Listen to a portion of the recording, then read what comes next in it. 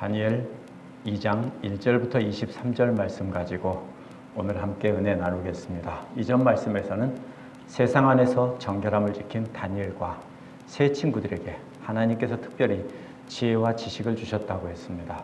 특별히 다니엘에게는 이상과 꿈을 깨닫는 능력도 주시고 장수의 축복도 주셨다고 했습니다. 지혜와 지식과 이상과 꿈은 모두 하나님께서 주신 것이고 장수의 축복도 역시 하나님께서 주신 것이라는 것을 강조한 것입니다. 이제 오늘 말씀은 느부갓네살의 꿈을 알려주지도 못하는 바벨론의 지혜자들이 등장합니다. 이는 그들이 내세우는 바벨론의 신들이 다 가짜라는 것입니다. 이와는 대조적으로 다니엘은 느부갓네살의 꿈을 해석해서 알려주겠다고 말합니다. 다니엘 자신의 능력을 확신해서가 아니라 지혜와 지식과 이상과 꿈을 주시는 하나님을 확신하기 때문입니다. 따라서 오늘 말씀의 중심은 세상의 모든 신들은 다 가짜이며 하나님만이 참신이라는 것입니다. 이 말씀을 통해 우리는 어떻게 하면 다니엘처럼 우리가 믿는 하나님이 참신이라는 것을 우리를 통해 드러낼지 생각해 보도록 하겠습니다. 첫 번째로 1절부터 13절은 지혜자들에게 아무것도 알려주지 못하는 가짜 신들입니다. 1절은 느부갓네살이 통치한 지 2년이 되던 해에 느부갓네살이 꿈을 꾸었다고 했습니다. 원어는 꿈이 아니라 꿈들을 꾸었다라고 했습니다. 그러면 하루 저녁에 같은 꿈을 여러 번 꿨을 수도 있고 아니면 이어서 연속상연으로 이어졌을 수도 있습니다. 저는 같은 꿈을 계속 이어서 꿨을 수도 있다고 생각합니다. 이렇게 하루 저녁에 꿈을 여러 번을 꾸었습니다. 이어서 마음이 번민해서 잠을 이룰 수 없었다고 했는데 번민한다는 말은 본래 맞는다는 말에서 온 말입니다. 어디서 나오냐면 사사기 13장 25절에서 여호와의 신이 삼손을 쳐서 흔들어 놓았다라는 말이 쓰였습니다. 하나님의 영이 삼손을 흔들어서 이렇게 깨웠다라는 뜻입니다. 하나님의 영이 느부갓네살도 역시 치거나 흔들어서 이렇게 깨워 놓으신 것입니다. 잠을 이룰 수 없었다는 말은 직역하면 잠이 느부갓네살로부터 떠나갔다 이런 말입니다. 잠이 느부갓네살에게서 완전히 떠나서 멀리 가버렸다는 겁니다. 그렇기 때문에 하루 저녁에 같은 꿈을 반복해서 꾸거나 아니면 연속되는 꿈을 꾸면서 그 꿈에 정말로 놀라서 그 다음에는 잠이 확 달아나 버리고 밤을 꼬박 새우며 고민했다는 뜻입니다. 여호와의 영이 꿈을 통해 느부갓네살에게 충격을 주셔서 흔들어 놓으셨기 때문입니다. 그 충격으로 인해서 느부갓네살의 잠은 멀리 달아나 버린 것입니다. 2절에서 왕이 박수와 술객과 점쟁이들을 불렀다고 했습니다. 박수와 술객과 점쟁이들은 바벨론의 신들을 섬기는 또 별을 보고 점치는 이러한 사람들이라고 했죠. 고대 근동에서 왕들은 특별히 신들로부터 메시지를 받는다고 믿어왔습니다. 신구약 성경과 그 밖의 문헌에서도 꿈은 신의 의사 전달 수단으로 이렇게 나옵니다. 물론 인간의 경험도 표출되지만요. 그렇다면 느부갓네살은 자신이 꾼 꿈을 신의 계시라고 메시지라고 믿었던 것입니다. 그래서 3절에서 느부갓네살은 신의 뜻을 알려고 바벨론의 모든 지혜자들을 다 불러 모은 것입니다. 느부갓네살은 꿈 얘기는 안 하고 내가 한 꿈을 꾸었다. 그 꿈 때문에 내가 마음이 번민해서 내가 크게 흔들렸다. 이렇게만 말하는 것입니다. 그 뜻을 모르니까 그런데 너희들이 알려주지 않겠냐. 이렇게 말한 겁니다. 느부갓네살은 자신에게 꿈으로 계시한 신이 누구인지는 몰랐던 것 같습니다. 만약에 알았다면 처음부터 다니엘을 불러서 이렇게 네가 믿는 신이 내게 계시하셨는데 하고 알려달라고 했겠죠. 그래서 바벨론의 모든 지혜자들을 불러서 어떤 신이 자신에게 계시했는지 알아내라고 한 것입니다. 4절에서 갈대아의 술사들이 꿈을 알려주시면 해석해드리겠다고 말합니다. 하지만 5절에서 왕은 꿈을 알려주지 않고 꿈도 너희들이 얘기해주고 그 해석도 너희들이 말하지 않으면 너희들 사지를 갈갈이 찢어버리고 너희 집은 거름더미로 만들어버리겠다라고 했습니다. 6절에서 이들은 또다시 말합니다. 왕의 꿈이 무엇인지 말하고 6절에서 왕의 꿈이 무엇인지 말하고 그 해석을 보이면 상을 주겠다라고 했습니다. 그래서 7절에서 바벨론의 술사들이 왕에게 또다시 그 꿈을 알려주시면 우리가 해석하겠습니다. 장난하는 것도 아니고 그죠? 계속 반복해서. 하지만 8절에서 왕은 이들이 시간 끌기 작전이라고 거부를 합니다. 왕은 자신이 꾼 꿈의 내용을 분명히 알고 있습니다. 그런데 왜 꿈의 내용도 알려주지 않고 이 바벨론의 지혜자들에게 해석하라고 말을 합니까? 꿈을 말해주면 분명히 해석할 것입니다. 그런데 꿈을 듣고 해석하는 것은 맞는지 확실히 알 수 없습니다. 그런데 누군가가 말하지도 않은 꿈까지 알아내고 해석을 한다면 그거는 분명히 맞는 것입니다. 그래서 바벨론 왕은 말해주지 않고 너희들이 꿈까지 나한테 얘기해주고 해석까지도 해라 하는 것입니다. 그렇지 않으면 해석만 그럴듯하게 해놓으면 해석이 맞는지 틀린지 알 수가 없기 때문입니다. 그래서 바벨론의 술사들의 지혜를 시험하기 위한 것이고 그들이 믿는 신이 그들이 말하는 신들이 진짜 신인지 시험하려는 것입니다. 느부갓네살은 자신이 꾼 꿈이 진짜 신의 메시지라고 믿은 겁니다. 그렇다면 진짜 신은 그 신을 믿는 누군가에게 동일한 메시지를 주고 해석까지 줄 것이라고 믿은 것입니다. 만약 이들이 알아내지 못하면 그들이 그동안 말하던 그 신들과 그 신들의 지혜는 다 가짜라는 것입니다. 그래서 왕은 9절에서 거짓말과 망령된 말을 꾸며 말하며 때가 변하기를 기다린다고 했습니다. 왕은 자신 앞에 서 있는 술사들이 이제 모두 다 가짜라고 생각하고 있는 것입니다. 10절에서 갈대아인들은 대답하기를 왕의 꿈을 알아맞힐 자가 세상에는 한 사람도 없습니다. 그러면서 어떤 왕도 이런 질문을 한 적이 없다라고 말합니다. 이게 뭔 말입니까? 왕은 지금 어리석은 질문을 하고 있다는 겁니다. 세상에 어떤 왕도 이런 질문을 역사적으로 한 적이 없습니다. 그렇겠죠. 꿈 얘기해주고 해석하라고 하죠. 그 꿈도 안 얘기해주고 내 꿈도 네가 알아맞추고 해석도 해봐. 이건 말이 아니죠. 11절에서 이들이 말하기를 육체와 함께 살지 아니하는 신들밖에는 그것을 왕에게 알 자가 없다라는 겁니다. 그러면 이들 말로는 육신을 갖지 않은 신들은 할 수 있다는 겁니다. 그러면 자신들이 신들의 뜻을 알지 못한다는 뜻이고요. 이는 그동안 자신들이 신들의 뜻을 안다고 왕에게 말을 하며 왕 앞에서 아는 척했던 것은 다 사기라는 뜻입니다. 스스로 자신들이 꾸며낸 얘기라고 고백한 것입니다. 자신들이 과거의 해석을 통해 왕을 속여왔다는 것을 스스로 인정한 것입니다. 12절 13절에서 왕은 통분하여 바벨론의 모든 지혜자들을 다 죽이라고 명령합니다. 다니엘과 세 친구들도 역시 지혜자들에게 속함으로 죽게 된 것입니다. 이는 바벨론의 신들의 말을 전하던 지혜자들은 모두 가짜이기에 그들이 말하던 신도 가짜라는 뜻입니다.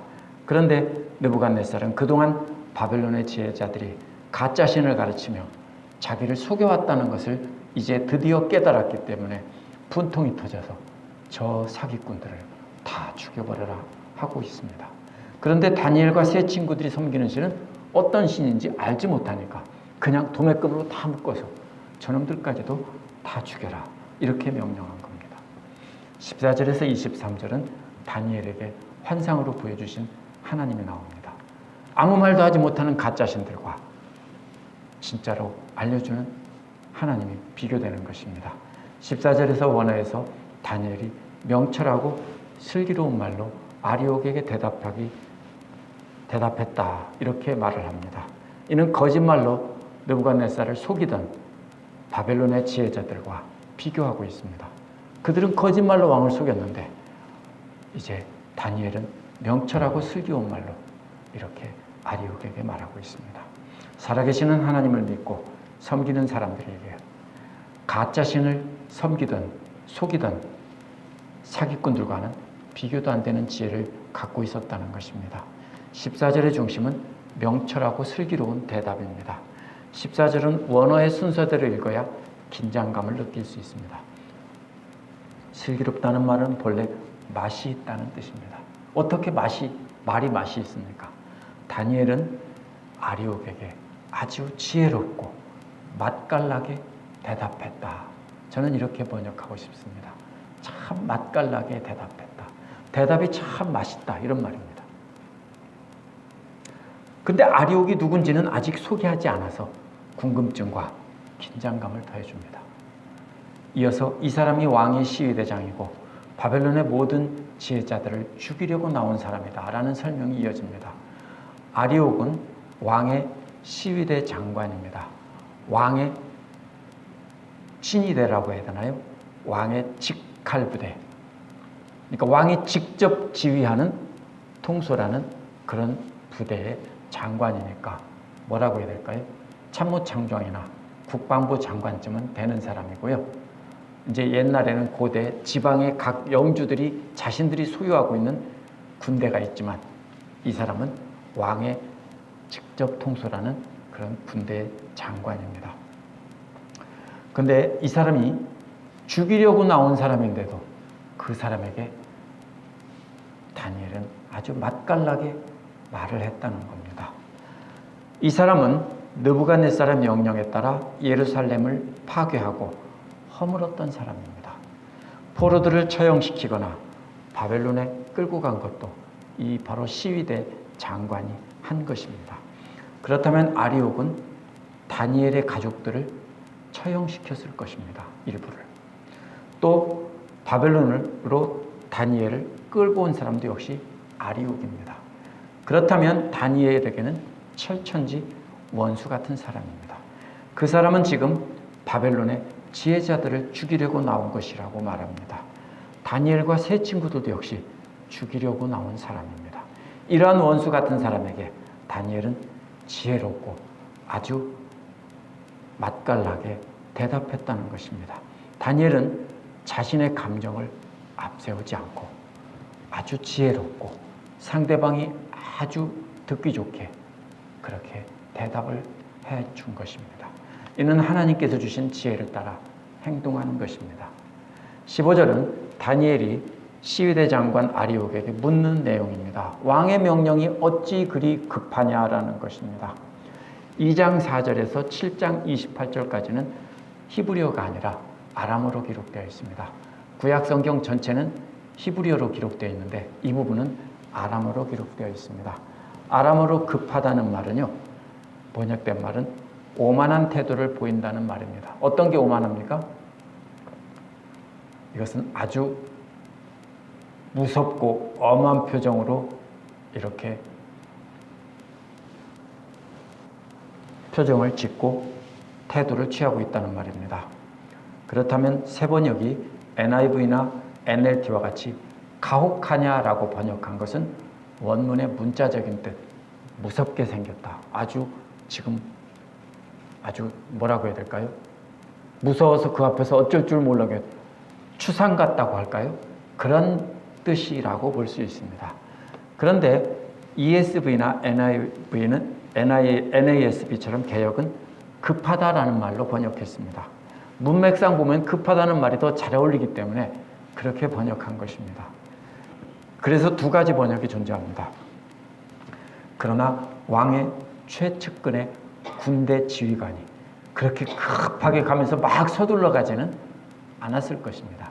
그렇다면 그 모습이 수많은 사람들을 처형해야 하는 때이기 때문에 아주 거만하고 무섭고 아주 서리빨이 내릴 것 같은 그런 표정을 하고 있었다는 뜻입니다. 아리옥의 설명을 들은 다니엘은 16절에서 왕에게 가서 꿈을 해몽할 시간을 달라고 말합니다. 다니엘의 요청이 분명히 받아들여졌을 것입니다. 왜냐하면 다니엘이 자신의 하나님 여호와께서 가까운 시일 안에 그 꿈을 드러내 주시고 해석해 주실 것이라고 왕을 확신시켰기 때문입니다. 그런데 똑같이 갈대아의 바벨론의 이 지혜자들도 시간을 달라고 했는데 안 줬고요. 다니엘이 말했을 때는 시간을 주었습니다. 다니엘도 똑같이 네가 시간을 벌려고 수작을 부리는구나 이렇게 말할 수 있는데요. 다니엘에게는 알았다라고 시간을 줬습니다. 왜 그랬을까요? 역시 지혜롭고 아주 맛깔나게 왕에게 이렇게 대답했고 그 말이 진실성이 있어 보였기 때문입니다. 그렇다면 다니엘은 아리옥에게만 그렇게 대답한 것이 아니라 왕에게도 그렇게 대답한 것입니다. 거짓말을 하는지 진실된 말을 하는지는 하나님을 모르는 느부갓네살도 다 알았던 것입니다. 오늘날 우리도 지혜가 있다면 알 수 있습니다. 저 사람이 과연 나에게 듣기 좋은 말로 이렇게 간신처럼 사탕발림으로 간사한 말을 하는지 아첨을 하는지 아니면 진실된 말로 나에게 듣기 좋은 말을 하는지 구별할 수 있습니다.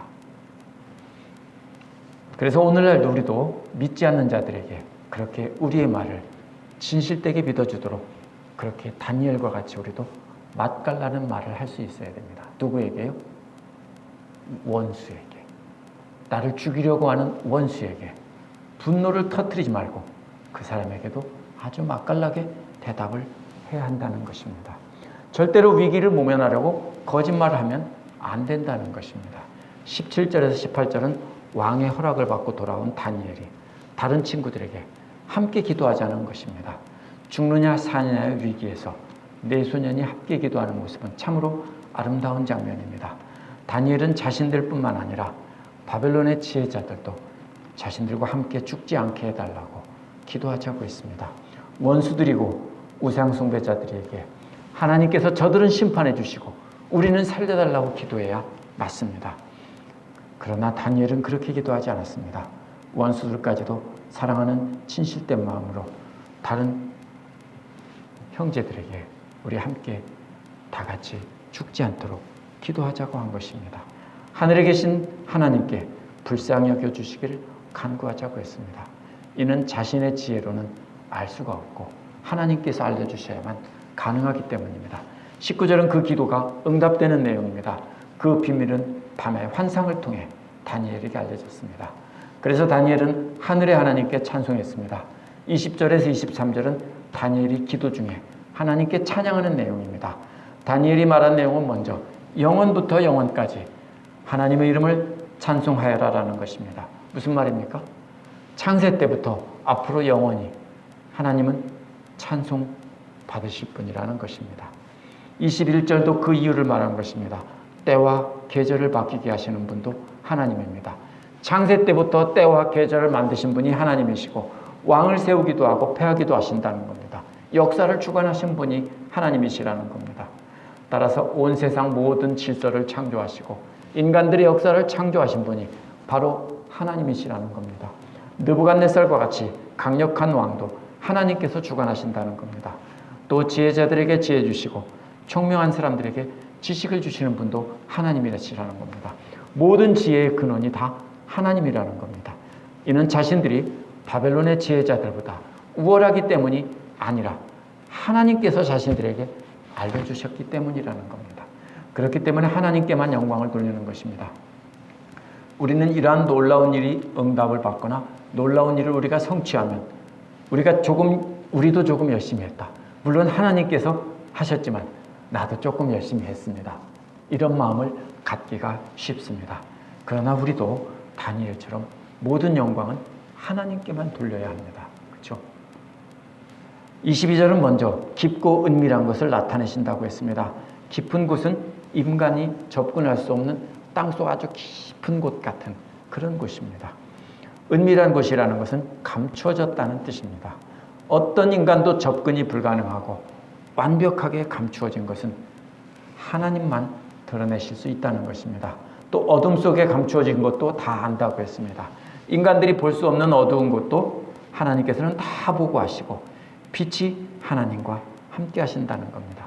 이는 하나님의 전지하심을 나타낸 겁니다. 그래서 오직 하나님, 여호와 하나님 안에서만이 하나님 말씀이 진리로 발견될 수 있는 것입니다. 그렇다면 성경 말씀도 여호와께서 나타내 주시고 알려주셔야만 그 의미가 궁극적인 진리로 우리에게 다가올 수 있습니다. 23절은 마지막으로 감사를 드리는 내용입니다.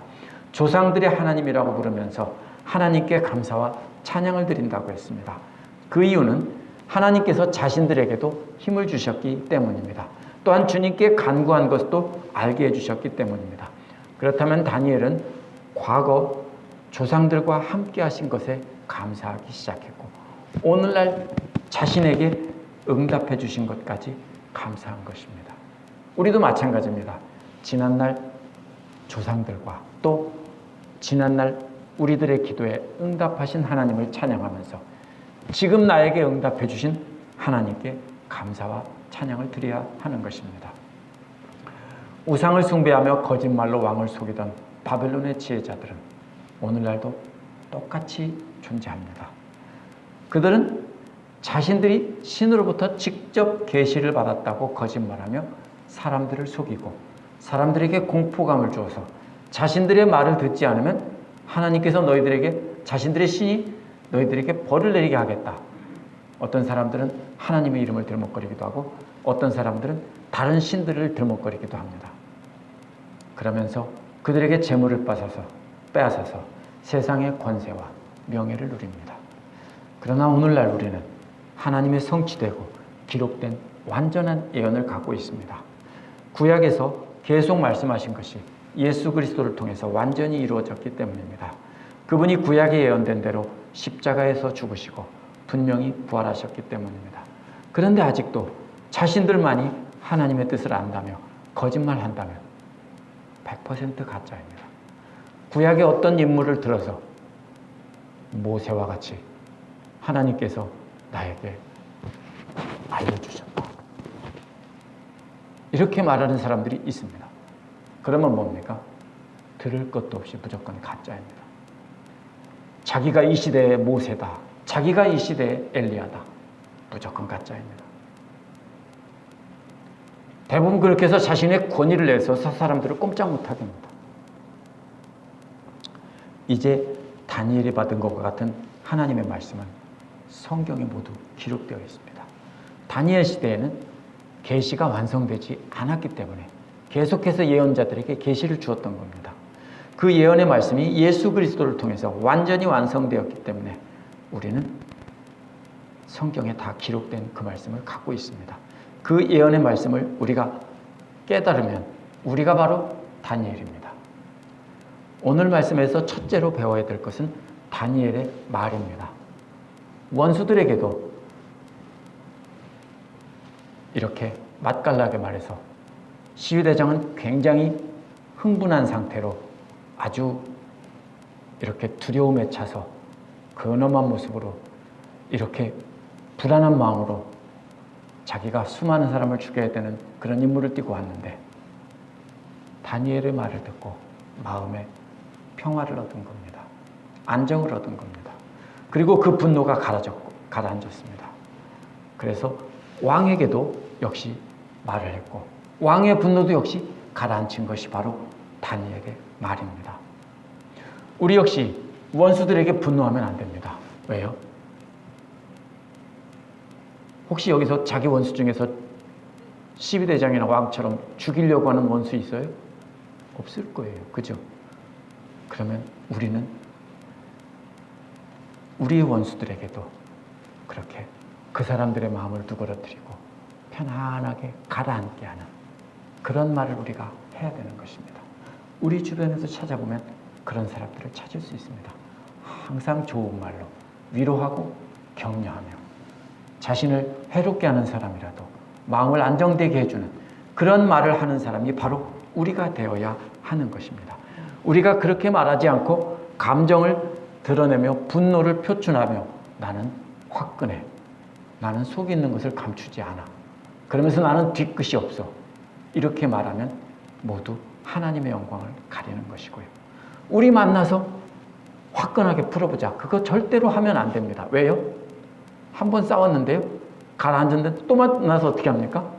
다 끄집어내서 싸우면서 자기 할 말 다 해놓고 자기 변명 다 해놓으면서 미안하다고 말로만 하면 뭐가 됩니까? 싸움은 더 커집니다. 뭐예요? 그건요?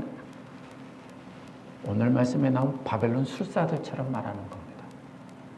우리는 다니엘처럼 상대의 마음을 누그러뜨리고 안정을 얻게 말을 할 수 있어야 됩니다. 두 번째로 주목할 것은 하나님에 대한 절대적인 신뢰입니다. 다니엘이 하나님으로부터 응답을 받지 못한 상태에서 왕에게 뭐라고 했습니까? 하나님께서 내게 응답해 주실 것입니다. 라고 며칠만 기간을 주십시오라고 했습니다. 아니면 죽는데도요. 따라서 다니엘은 하나님을 절대적으로 신뢰했습니다. 바벨론의 술사들은 거짓말로 시간을 끌려고 했지만 다니엘은 실제로 하나님과 대화할 시간을 달라고 한 것입니다. 우리도 이렇게 위급한 상황에서 죽음 앞에서도 하나님을 절대적으로 신뢰하는 가운데 우리 자신이 평안함을 얻어야 됩니다. 따라서 다니엘의 원수를 평안하게 하고 자기 자신도 그렇게 평안한 마음을 가진 것은 하나님에 대한 절대적인 신뢰에서 오는 것입니다. 그래서 다른 사람도 평안하게 하고 자신도 평안한 것입니다.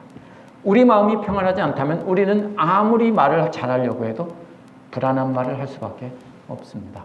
셋째로 주목했을 때 응답받을 것을 하나님이 어떤 분이신지를 알고 모든 영광을 하나님께 돌려 찬양해야 한다는 점입니다. 천지 만물을 창조하시고 역사를 주관하시며 모든 것을 하시는 전지전능하신 분입니다. 하나님께서 깨닫게 하지 않으시면 하나님 말씀인 성경은 단지 좋은 말을 담고 있는 오래된 지혜의 책입니다. 우리가 응답을 받았을 때 하나님이 어떤 분인지 알고 찬양하려면 우리가 다니엘처럼 하나님의 말씀을 깨달아 알고 순종하는 삶을 살아야 합니다. 말씀을 깨닫는 것과 그 말씀에 순종한 경험이 없으면 우리는 아무리 큰 응답을 받았다 해도 하나님께 찬양과 영광을 돌릴 수 없습니다. 오히려 자신이 잘했다고 착각하며 하나님이 받으실 찬양을 자신이 받아버립니다. 우리도 우리 원수들에게 다니엘처럼 진실되고 지혜롭고 맛깔나게 말해서 그들의 분노한 마음에 평화를 줄 수 있게 해달라고 함께 기도합시다. 어떤 상황 속에서도 절대적으로 하나님만 신뢰하며 평화를 얻을 수 있게 해달라고 기도합시다. 혼자만 기도하는 것이 아니라 함께 기도하자고 요청하도록 합시다. 그렇게 해서 응답받았을 때 함께 영광 돌리며 살 수 있도록 우리가 말씀을 깨닫게 해달라고, 그래서 그 말씀대로 순종하게 해달라고, 그래서 다니엘처럼 원수들 가운데 있을지라도 놀라운 승리를 하게 해달라고 이 시간 함께 기도하도록 하겠습니다. 기도하겠습니다.